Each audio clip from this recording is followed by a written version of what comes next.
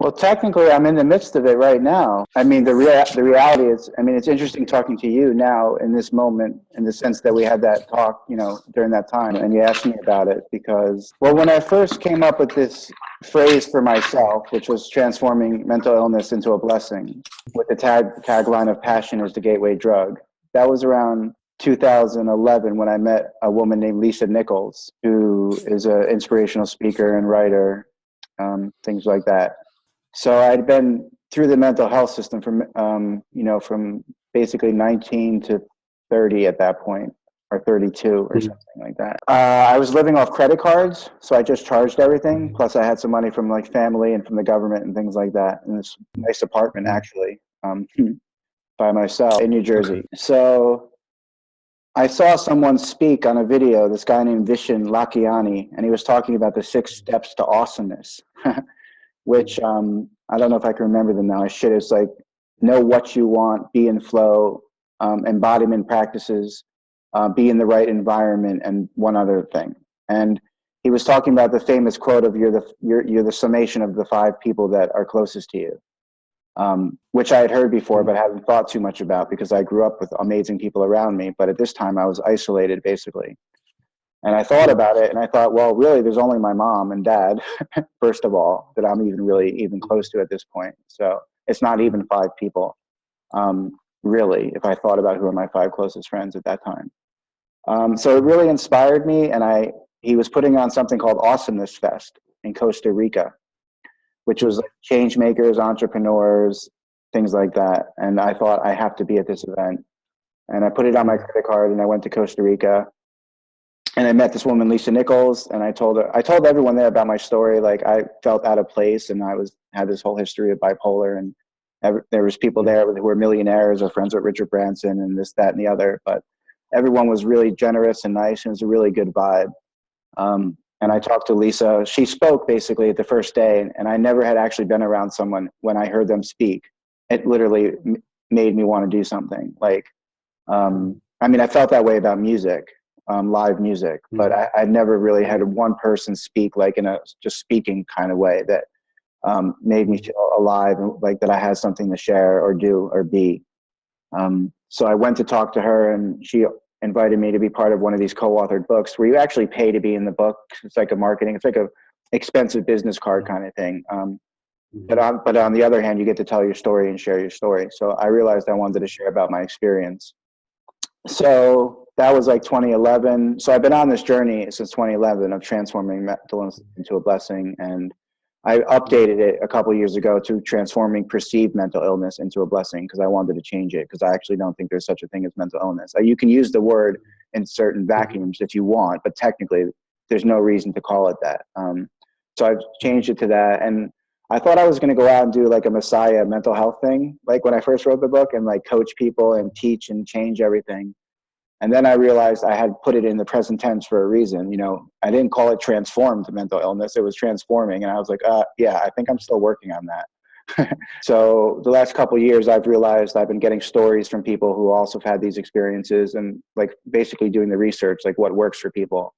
And being off medications myself for a few years, like altogether. I was only on a little bit a couple of years ago, but still I was on it. So it's been about 2 or 3 years since I've been on I guess like 3 years since I've been on medication. I mean, people have asked me what I did, and it's like, honestly, it's passion for me was the gateway drug, meaning I had to have something to keep me alive, which was I want to be a rock star. I want to make a movie, like, or I have music yet to be made. You know, there was something, or I love my friends, like just something until you can figure out the rest. And I think, and then the other thing when people ask me is I met my wife, my now wife, which you can't prescribe. You can't prescribe that to people, but I do believe what you can prescribe is the passion part and staying alive and finding something that makes you come alive. And that can give you grace, I think, on a certain level. And the grace is what allowed me to meet Andrea.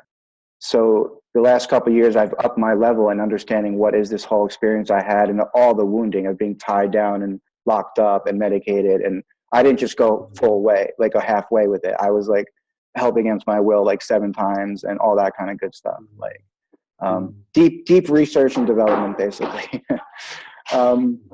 So to bring things up to current, my real passion is not Noomap. or technology. It's to play music and make movies. And I've played here some music. I mean, I don't play well, but I've got 20 songs written from when I was depressed, and I've always wanted to record them. I've always wanted to make movies like Steven Spielberg or something like that. And I've been broadcasting. I played music in front of people just a little bit to get over that fear. I'm carrying my guitar around with me, like directing little things here because we have so many amazing people here. I'm just in complete celebration mode, like of just celebrating everyone around me. Like they're so genius and good-hearted. So I'm living my dream right now. I mean, among all the things to share with you, like what's going on here, it's like I'm living my dream, and hopefully other people are too. I see that, and hopefully me doing that can also help them do that, I guess. And that's what's really going on here. I can tell you all the stuff and why we ended up on the call, but that's what's happening for me on a personal level. From a technology consultant perspective, the Facebook Live thing is completely revolutionary, like the function, and I'm sure it'll even get better. And then when we translate that into Noomap, it's going to be completely epic. But much thanks for Facebook, actually, because that Facebook Live thing is a really great way to connect with people. And it saves your videos straight to your file. You can then download them onto YouTube later. I mean, it's epic, and it's live. It's real time. It's kind of quite fun. So that might be one place you want to test it out a little bit, little by little. What's emerging?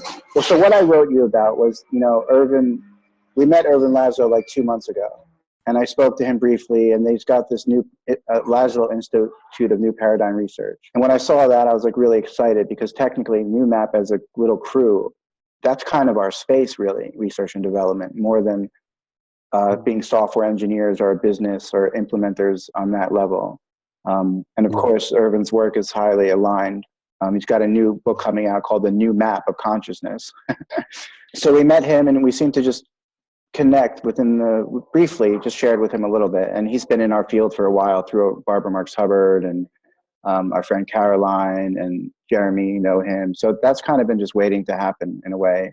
I mean, for me, in my selfish way of attachment, I was like, why is Ervin waiting? What is going on? Like he's writing a book called The New Map of Consciousness, and we're making Noomap. Like, why don't the evolutionary people get us? I've gone through this whole thing. Like Barbara's been amazing. I just made a video saying I needed to thank her because I had these expectations of her, in my head and anger. Like, why doesn't she help us more? And then I'm like, dude, she's totally mentored us, like totally passed down the transmission of the lineage and totally been there for us in the way she can be there, which is beautiful and perfect. So I've been working through some of that as I've learned more and get into new realms and frequencies and things. So finally we met Ervin in person, myself and Andrea and a couple of us, and he just said, why don't you send me a proposal? Like, if you want to work together. The Laszlo Institute has a couple different objectives that are really aligned, which I don't know by heart, but I share them with you another time. So I've been thinking, like, what does that look like? What could it be? And we're talking about like something that's funded but grounded and all that kind of good language. And the freedom of research and development is, for me, a liberating type thing, especially from the funding perspective. Like, it's like we're not expected to deliver anything but what we do anyway, rather than a product. The product is our research, for lack of a better word. So I'm kind of excited about that. So what came up for me was they also want to do the evolutionary business thing in the Laszlo Institute. So it's like they want to help incubate new things, and business is one of the key parts of it. So some guy on the Teal for Startup Facebook group posted his work called 3D Management. It's like integral business model that he's working on. I read just the abstract, and I really liked it. And then I thought to myself, I still don't see this as integral. I understand integral work, but why are we trying to make businesses and capitalism integral? Let's transcend it. I don't think we actually need businesses in the future. I know everyone's like, well, just be purpose driven and we'll be conscious about it. I actually, I'm coming from spiritual philanthropy. I've seen the future. And I don't know how long the bridge is or the transition. That's up to the universe and all that. So I read this thing and I thought, how could we apply the findings and models of integral business to cultural transformation? To community transformation, like the ideas, all the things about integral business, like purpose, resonance, alignment, synergy, working together, community. None of that has to be technically a business oriented. As far as revenue and profits, and we're in a business. So, and that's what Noomap's all about anyway, being in fractals and hold-ons where the intention is at the center that people rally around, and that you're not in organizations, you're in whatever hold-ons turn you on. and you're part of an emergent synergistic network, that's your business, for lack of a better word. I mean, if you're going to, and it's a lifestyle of co-creation on the planet. It's an alternative lifestyle, I guess. So I read that and I thought, how can we apply this findings, the integral findings, to cultural transformation? Because I had just met a girl who did her master's in festival consciousness and the conscious evolution through festivals. So I already had that seed planted from this girl. I was like, whoa, you did a master's in that? Like conscious evolution from the festival thing? I was like, how awesome is that? Because I had biases against academics because I was so treated badly there, and all the elitism and all the crap that goes with academics, and from my past experience, you know? So that was in my head, and I thought that. So I sent that to Irvin saying, let's go down this path of how do we apply integral business theory to cultural transformation, and we have a technology that we can prototype that's already at alpha. So it's not like it's coming out of nowhere. We've got something to work with. And he was like, yeah, that sounds great. Send me more, you know?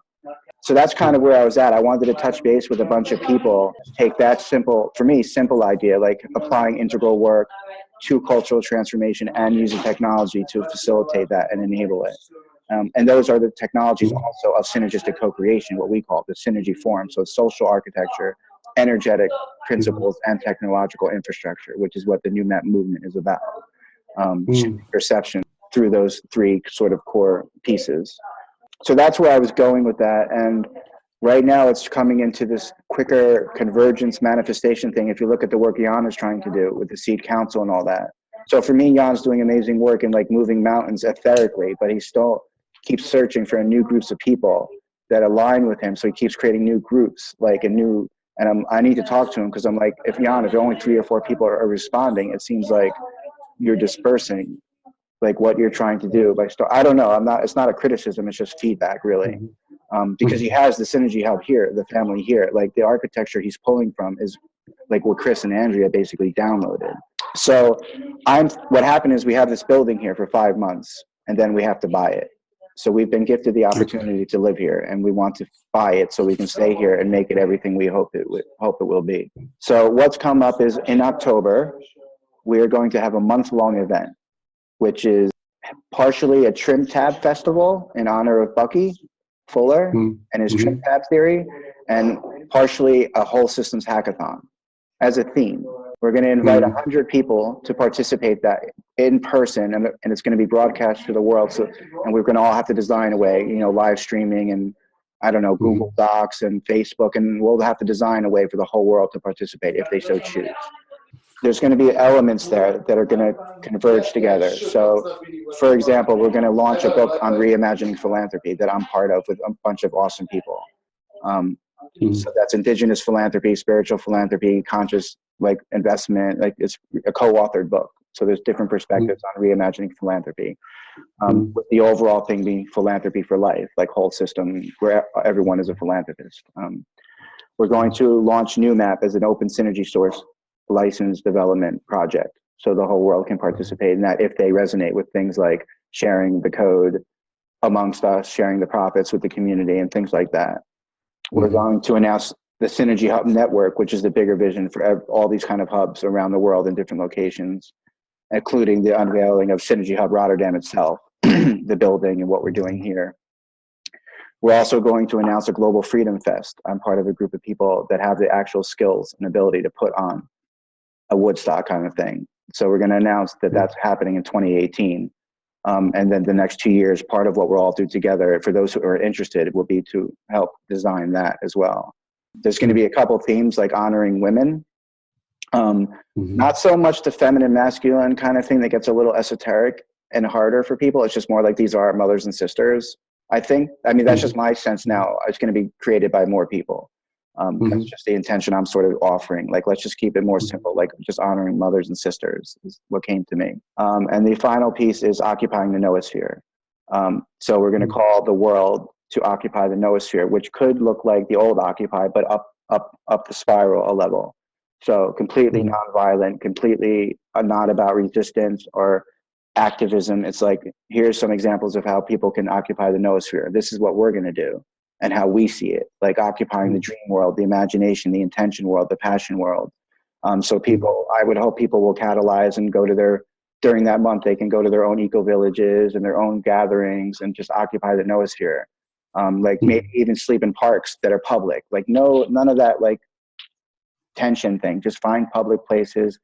And we'll probably in a couple of weeks, because of what's happening here, start announcing that and see if we can get people to sort of pick up on that, like occupying the noosphere, which I know is a jargon word, but I think we can work with it because it is in the zeitgeist. And look at Google. What the hell did Google mean before anybody knew about Google? So, and then the Irvin Laszlo piece as well, integrating that into the festival. So that's why it comes full circle for me.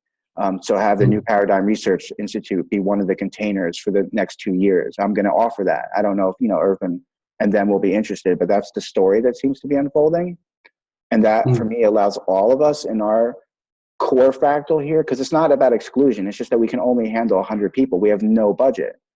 So this event to me is not a planetary level, like everyone focus on this, because we're not offering that. We're saying this is what we believe. This is our excitement. This is what we're doing. And if people like it and they want to participate, of course.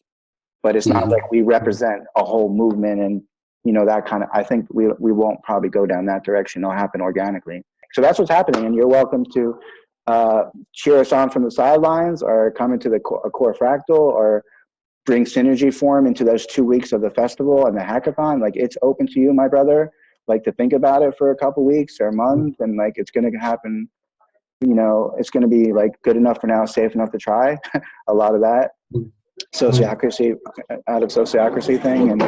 But we've got some like architectures with the stuff we've been working on, which won't be imposed. It'll just be offered. Some basic things when people get there. Like, I would like to have another call with you where you tell me much more about Synergy Forums and how you actually go about them during each day and what you've done and all that. So that's what we're doing basically. And we're going balls out in that sense. Like it's time to do that. We're all in that. We're interested in being the change we want to see in the world. So we're going to step it up. Peace, love, and compassion.